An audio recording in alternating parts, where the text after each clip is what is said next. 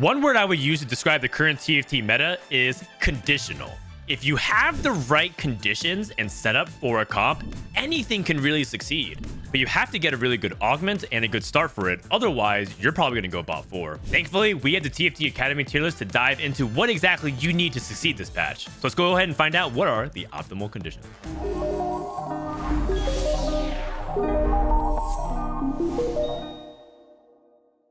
Before we start with this tier list, the first thing I want to tell you is have your direction by 2-1. If you do not have your direction by 2-1, you have to assume that you're just going to be playing for like a 3rd or 4th at best, because the people that hit, the portal +1, the good artifacts, the hero augments, they're going to be on average outplacing you. So adjust accordingly, be more aggressive, and try to preserve HP and stop trying to greed a lot of your economy and items. Slam aggressively, push your tempo, and try to play for placements. At the top of S tier, we have the Hero Augment Spider Queen. This augment has improved dramatically. As you guys probably heard from my previous video, they buffed shapeshifters like 8 times. And so lo and behold, the shapeshifter hero augment is very good. It doesn't actually win that many lobbies, but it's just so hyper consistent. It not only wins a ton of the mid game on stage 3, because Elise is just unkillable once you get a bunch of shapeshifters online, but it also has like a high chance of even streaking on stage 2 if you just have one slammable item on her. And you don't even really get griefed on carousel, because the first item you want to build often is Warmogs, and no one's really trying to go out of the way to pick belt first components. So if you start off with belt and you have Elise, you can actually farm that item pretty consistently. And if you're in like a really good scenario, sometimes you have like 2 items. Maybe you slam Bloodthirster, Archangels. Keep in mind you can also play Crown Guard as well as a slammable item.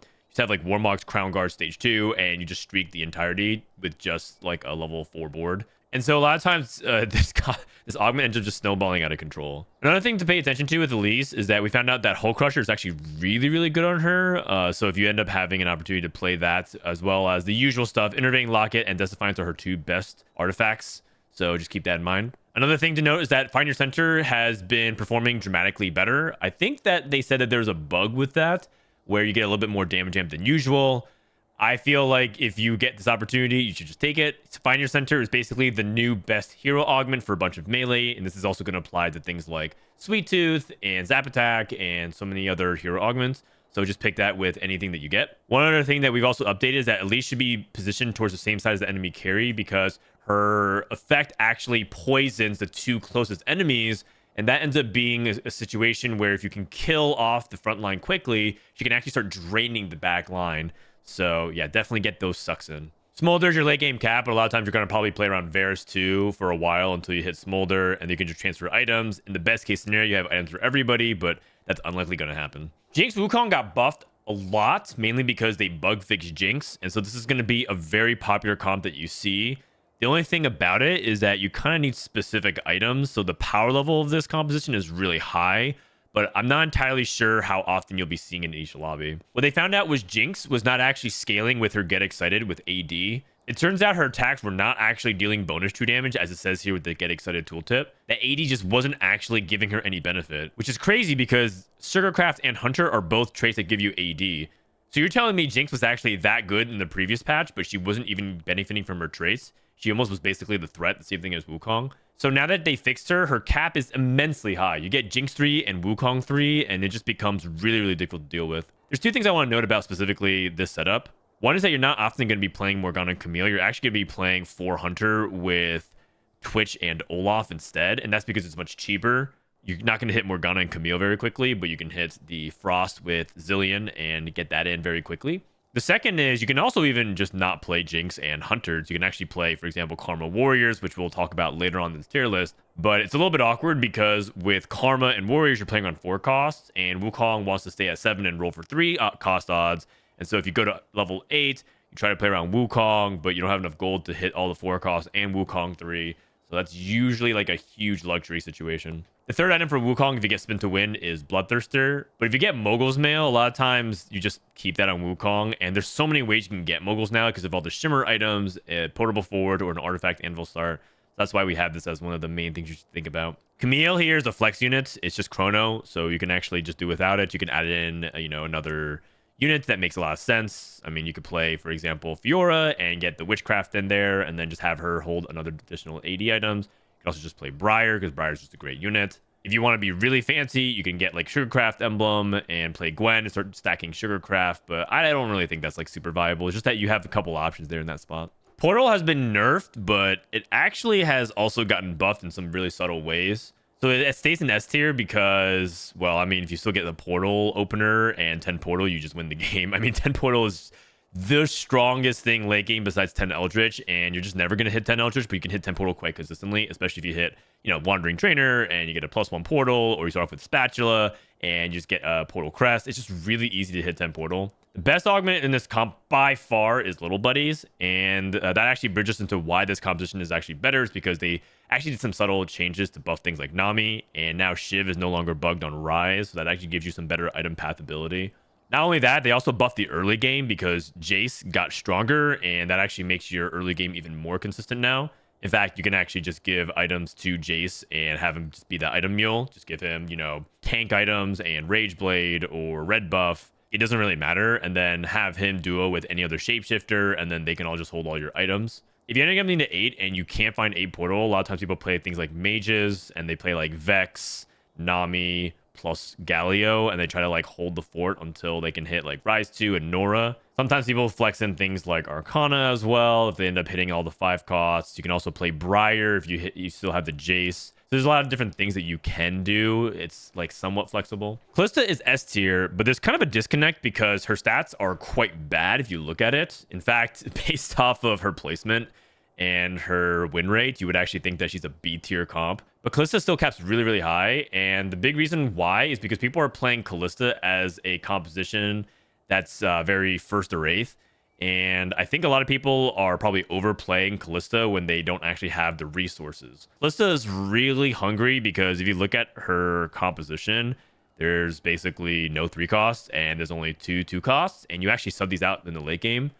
Like Akali ends up getting teched out in the very late game for Hecarim because you wanted to cap out with Arcana and Xerath, but you don't really have the ability to get all 4 and 5 costs. So that's why a lot of times you end up playing Kalista out of Fortune, What Doesn't Kill You, Golden Quest, like these like immense late game high cap situations. And because you have so many 5 costs, you really don't miss very often with Golden Quest. You also do have some flexibility with like how you actually choose to play your secondary carry. Kalista needs a dual carry of some kind. A lot of times you end up playing Fiora. You might notice that Fiora's items are on Briar, but that's because that's just showing the late game cap. But sometimes you play Fiora and Gwen, and you end up not playing around like a lot of these other preservers. Maybe you don't hit Nasus 2 because he's super contested. So you have to play like a different line, and maybe you have to duo Kalista with somebody else. Like maybe you go for Karma instead with all those AP items. And so Kalista has like a lot of different setups that you can go for. But I would definitely say that it's one of the hardest comps to play in the game. So if you do want to dedicate yourself to learning Kalista's in and outs, just keep in mind that you're probably gonna go bot 4 a lot because this composition will end up struggling a lot if you get stuck on 8 and you just have low resources. Warwick Reroll is probably my favorite comp on this patch right now because it's just really fun to see scaling Warwick. I'm kind of a sucker for scaling reroll comps. My guilty pleasure is that I actually really enjoyed Syndra on the opening patch because I love scaling, but I do feel like that was too degenerate for me personally.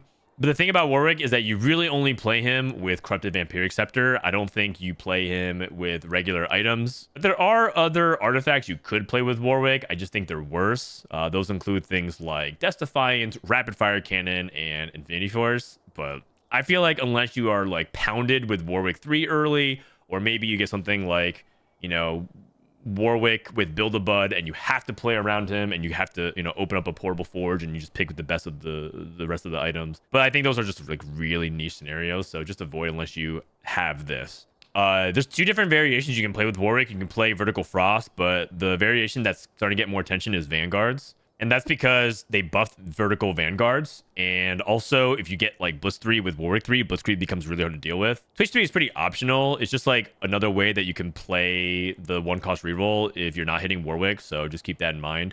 But I actually sell Twitch in the late game because I just don't think he's that important. Maybe play Diana and then go for Arcana, Olaf, Diana, and just do that instead. Warwick also wants to be on the weak side of enemy front lines because in the early game, every unit that Warwick kills gets a scaling tick of his attack speed. So even if you're trying to lose streak early and try to go for economy because you're trying to rack up 50 gold to reroll, make sure Warwick is positioned to try to maximize your kills. So scout and be a little bit diligent about that. If you're just up one item out, people actually sometimes take out Quicksilver, which I think is wrong. I think Quicksilver is much more important for Warwick to help him stay uptime and make sure he doesn't get stunned. But if you were to replace either of these items, you could probably play something like Titans, which ends up performing very well on Warwick, relatively speaking, and maybe Bloodthirster, but you already have so much through Corrupt Vampiric Scepter, it's probably kind of a waste. And then one augment we haven't put here, I don't know why we have What the Forge. Don't click that. We'll change that later.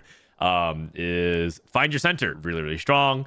Guess what? Every reroll that is trying to have a hyper carry, you can just play Find Your Center. This patch, Zap Attack and a bunch of other hero augments have actually deviated from the standard rerolls. So with Blitzcrank, for example, a lot of people are actually trying to play AP backline with Honeymancy, which is actually really cool. Before, it felt like Kog'Maw was faker. All roads lead to him. It was like Blitzcrank hero augments, new hero augments. Heck, I've seen people even go for Rumble in the past with Kog'Maw, which I think was wrong. But now you see a little bit more diversity with it. Blitz, Veigar, and Ziggs are like all AP, so you can actually re-roll Blitzcrank as your main tank and then go for Ziggs as the carry and then transfer items to Veigar with the inevitable remover. Or you can even go for Kog'Maw and just kind of play Kog'Maw Veigar as a duo. Either way, it doesn't really matter as long as you get to level 8 and you play around like this really nice core of Nora, Yuumi, and Galio Taric, because that gives you Portal, that gives you Bastion, that gives you Vanguard, and Yuumi gets to scale whoever your carry is.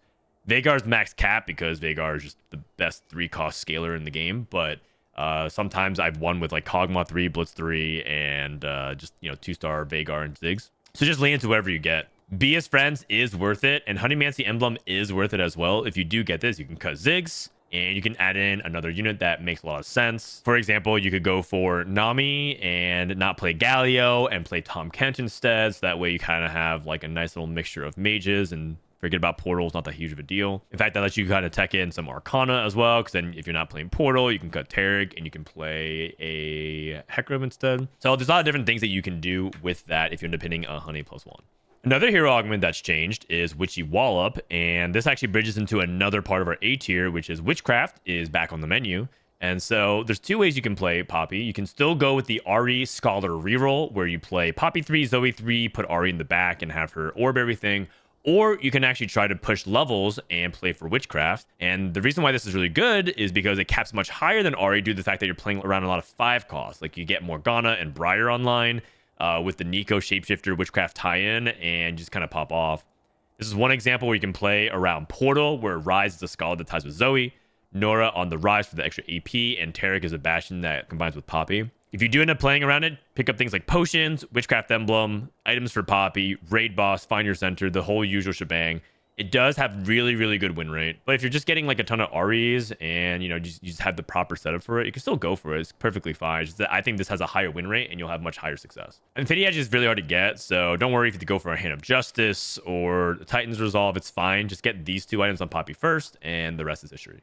High Horsepower Lilia has also transformed as a hero augment this patch, no longer dependent on Ahri due to the nerfs, and instead we play Bastion Kalista, kind of going back to the PBE builds that we saw before. Kalista is not really the primary carry, but she does put out a lot of extra DPS. What you end up doing with Kalista, she ends up being like a utility bot. In fact, I've seen people put full utility on Kalista, red buff, Shiv, and Last Whisper on her, just so that you have all your bases covered.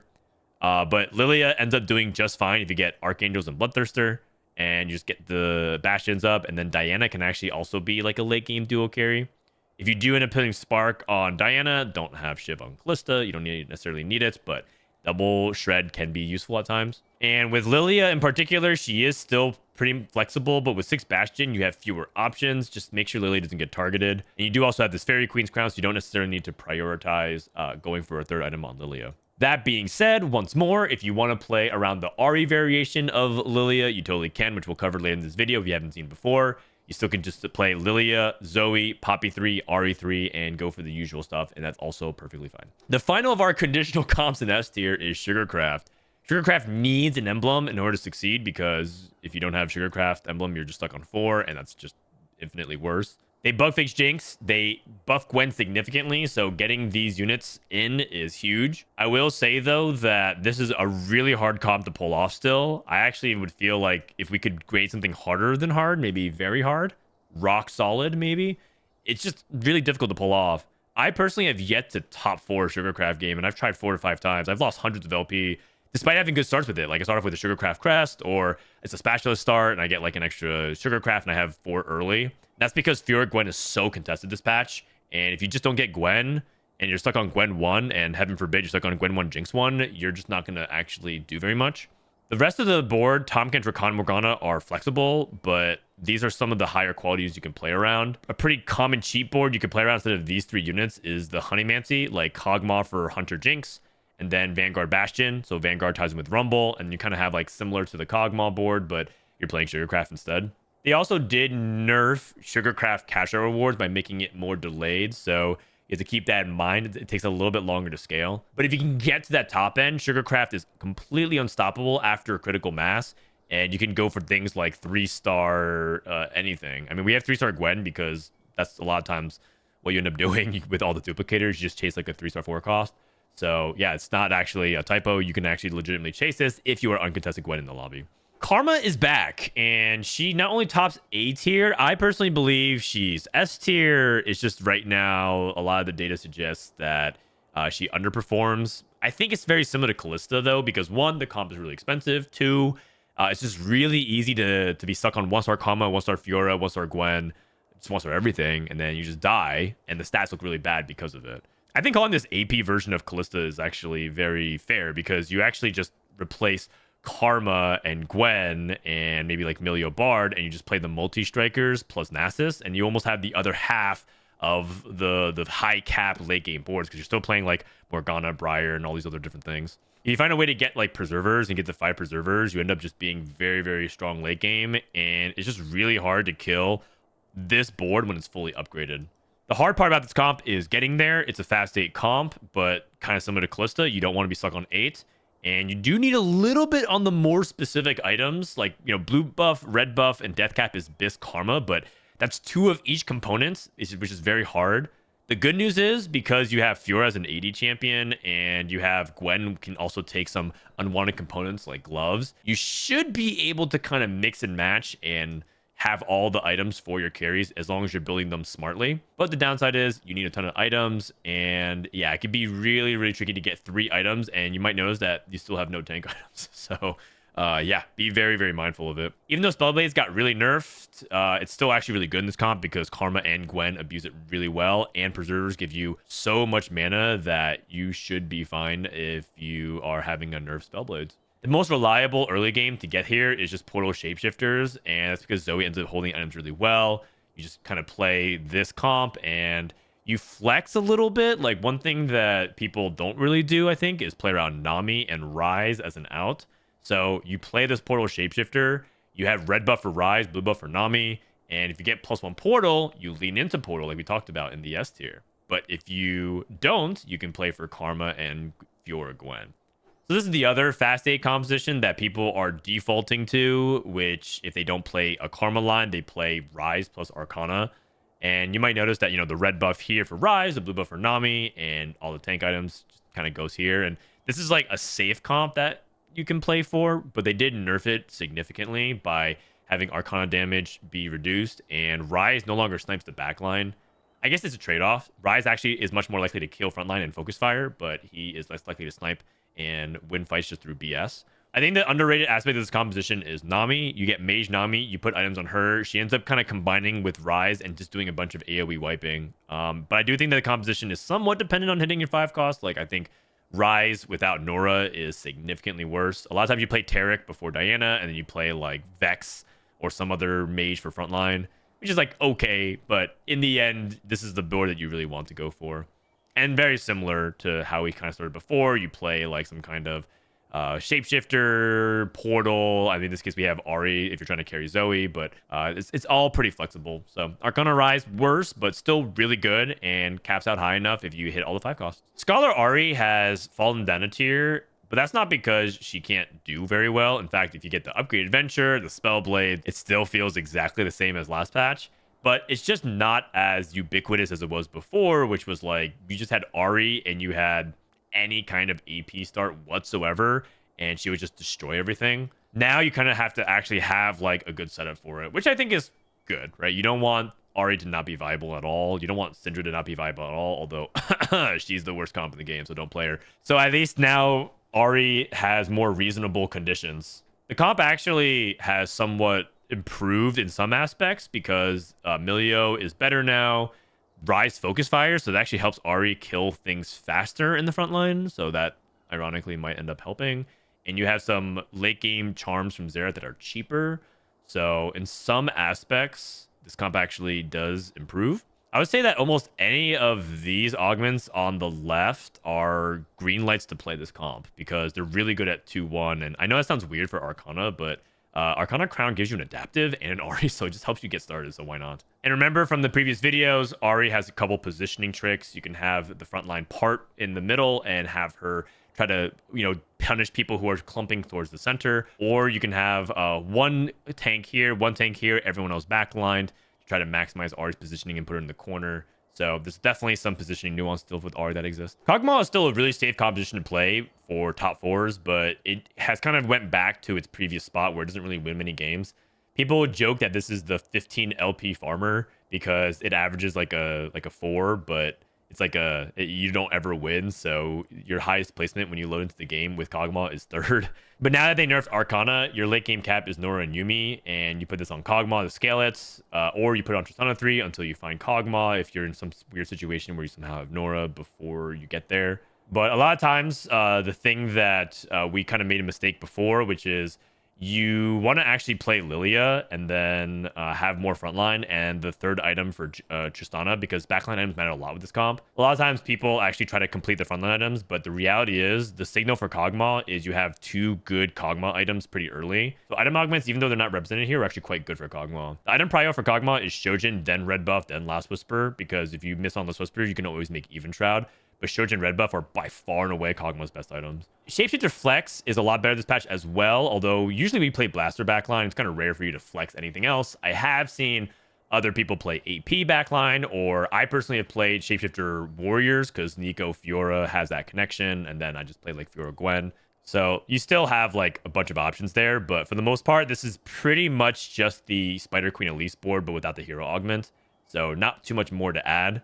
The one thing I will say is that if you do get a Pyro Emblem, always take it. In fact, Pyro Emblem outperforms Shapeshifter Emblem in Shapeshifters. And it might be like weird because you might think, oh, yeah, I'm only playing 3 Pyro, but what matters with Smolder the most is the Execute. For that very reason, if you ever get Gold Collector, which is another Execute item, very good on Smolder. So you could always play Pyro Emblem, Gold Collector. I mean, we also have Fish Bones and Sniper's Focus. Those are all really good items for Smolder. I personally think Mittens is also really good because it's just funny, but also quite good. So yeah, Smolder ends up being the late game carry, and that's the way you can end up capping out a lot of your boards. But overall, it's just solid. It doesn't actually win that many lobbies unless you hit like everything like Smolder 2, Briar 2, this Nora to help you cap. Oh, speaking of Nora Yuumi, put this on whoever is just more likely to deal more damage. So if you have Varus 2, Smolder 1, it's probably Varus. But if you have Smolder 2, definitely on Smolder 2. Or maybe even on Briar, if you have like Briar 2, Smolder 1, and Varus with like, only 2 items, something like that. Witchcraft Flex has improved dramatically, and this is basically like another variation of Preserver Karma, but you're playing around like Vertical Witchcraft. If you can get to 8 Witchcraft, it is insane, and there's a lot of different ways that you can do that. Not only can you get it off Wandering Trainer, but you can get off Flexible, and there's so many different traits that you can utilize. Flexible ends up being quite good in this line. If you get Witchcraft off of Heart Commit, it is the best possible thing that you can get because you get Morgana, and that caps your board so high, and you can even plan around that. And of course, the usual Witchcraft +1s. So Witchcraft definitely should be on your radar if you're open to AP. And it's basically the same kind of comps as we played before. The one thing I will say is that if you do end up carrying things like Poppy as item holder for Fiora, or in this case we have Seraphine as an item holder for Karma, just make sure you have replacement units for all these cheap 1-stars. It can just be really nasty if you get stuck in Poppy Zoe jail on 8 and you can't fit Witchcraft on 8. Frost, also very solid, but very much dependent on hitting +1 Frost. The variation that we show you is Varus and Nasus, but you can also play a bunch of different variations. For one thing, I think these are 4 costs, so I think the 5 costs are just better. If you play Briar over Nasus and Smolder over Varus, that caps you much higher. But the reality of this composition is that it's high tempo and you play a pretty uncontested forecast. The advantage of Frost is that just no one is playing Olaf except for Wukong Jinx, and even then, they're not trying to go out of their way to like roll for Olaf 2 that quickly. And so you should be able to itemize Olaf very fast. For that reason, you usually want to have Olaf items ASAP. A lot of times you have like items on Shyvana because you have the dragons early to help you get the anti-heal. And then Shyvana moves into Olaf when you can eventually roll for it. One thing about Frost is that you snowball fights. You need to pick off a unit quickly and then convert them into your own Ice Soldier. So if you see like a Giga Tank on one side, let's say you have an enemy Nasus 2, and on the other side you see like, you know, at least 2 and a 1-star Swain, just switch sides and try to kill those other units and convert the Frost, because that way they're wasting their time attacking the Frost soldiers instead of you. Sweet Tooth Nunu has also transformed to be much more honey leaning, and this is a variation that caps the highest if you can get to 4 Bastion plus 5 honey, which sounds weird. It shouldn't be that good, but I've won games with it. Veigar 3, Kog'Maw, and Nunu are all like your damage sources, and you end up just stalling a lot. But yeah, this is pretty much just the other variation of Blitzcrank of Zap Attack, but instead of playing around like, you know, the mages and the portal setup that we had with Yuumi, you just play 4 Bastion and you cap out with Diana. Totally fun to do. And I think the Bastions end up keeping Nunu really safe, and you'd be surprised how much he continues to scale if you can get the setup going. Molten Caramel still does pretty well, but this is even more conditional than before. Basically, you need to have slammable items on Rumble, otherwise you're going to fall really far behind. They did also nerf Molten Caramel Plus. They only give you 2 copies now, so you used to be able to kind of like play a generic AP setup, and then if you hit Molten Caramel Plus while playing like Blaster Vanguard, you could just end up leaning into Rumble. But I personally think that Molten Caramel is just okay. It's decent. It farms top 4s. Play it from ahead. Don't just like click it with no rumbles and no rumble items. You need like 2 rods, or actually preferably 3, and a BT. So it's just going to be really hard to get overall. Warrior Reroll got buffed and nerfed. It buffed Gwen, and so you actually have more outs to play for. But the reality is Gwen is way too contested, and you're going to be still basing your plan around Katarina. And so a lot of times you end up having Katarina plus duo whoever you can hit. The good news is if you get good augments and you hit Katarina 3, it almost doesn't matter who your duo carry is, because Kat 3 does so much DPS. So if you second carry Neela 3, second carry Akali, or you put Fiora in the mix as well. I mean, you could just swap around these items however you want. That's good. If you do end up playing around Gwen, you end up cutting the multi-strikers and you play preservers. So Gwen instead of, let's say, a Neela, and then you play Bard plus Rakan. So Rakan gives you the fairy that way, and then you get the preservers in. So there's multiple variations that you can play. But the reason why that this composition is like labeled as falling and towards the bottom of A tier is because it's just really hard to hit your forecast. And this composition lives and dies by Katarina 3. For B and C tier, once again, we're going to just blow past really quickly. So if you want a more in-depth look, because we might be going too fast, check out our tier list at tftacademy.com/tierlist. Build Different is now in B tier because I just feel like the stats of it are dropping a lot. And also, these forecasts are just harder to hit. And the thing about Build Different that actually we've discovered is that it's really not about 4 costs anymore. It's about 5 costs. And so Build Different is kind of like a rich man's augment. I would probably take it if it was like Scuttle Puddle or Gold Subscription or something that just gives you like a ton of econ, because even if you just hit like the 4 cost, it's really about like Smolder and Camille, Milio, things like that. So kind of hard to hit. Veigar Mages still has one of the highest win rates out of any of the reroll comps, but it has definitely taken a noticeable step down. The good news is that if you have a spot for it and your mid game is looking good with proper items, it actually still clears. Like I've seen Veigar and Vex actually do just fine. But I do think that they, in general, at higher elo are struggling to win a lot more because just the charm nerf and the late game nerf. And also, people are just capping their boards really high around 4 and 5 cost. That can really punish Veigar. But it's not impossible to win. Just make sure that if you play this, you have really good items to start, and you have like upgrades with mages, and you can have like good items and good augments. Multi-striker reroll is one of my favorite comps to play these days. I actually really like Ashjax like a lot, and I think that it can cap really high if you end up getting some really good augments like Presty Attack. I played category 5 with Ash before and played multiple Runins on her. Really fun. And then have Kalista hold like, Last Whisper red buff. I don't really think Caston reroll primary is a thing as much anymore, but if you do end up getting Caston 3 as you're rolling on 5, I definitely collect it and give him other items. But for the most part, I lean towards Ash Jax, and this is mainly off of having a lot of Ashes with really good items like Rageblade components, plus something like Bloodthirster early for Jax is good. Deja Vu is still really fun, but just not that good. I've seen people hit so early, like end of stage 3, and they look like they were so ahead, and then they just like lose every fight in the late game, and then bot 4. But they did technically buff it because they buffed 6 Vanguard, so maybe we just don't have the right variation of it. But I'm pretty sure that this comp is overrated. It does really well though if you're like, Diamond and below. It still should get you really solid top 4s, but if you're Masters Plus, I advise against it. It is very independent. You need 2 Rage Blades. If you do end up getting contested in some ways, people playing mages, you're just really, really stuck. And Galio 2 doesn't do anything a lot in stage 4, so yeah, just be very mindful of it. Oh, and they also nerfed Mord 3, which is another aspect of this comp that sucks now.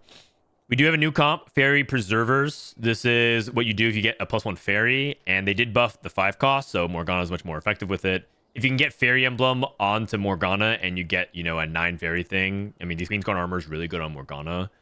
But this is like an alternative variation you can play with Kalista if you're just really not hitting like the usual Kalista stuff. Like you can kind of play all the fairies basically instead of all the good 5 costs. So it does cap lower, and don't be surprised if you see 9 Fairy actually lose. But some ways that you can win is, things like Little Buddies, extremely good in this kind of comp.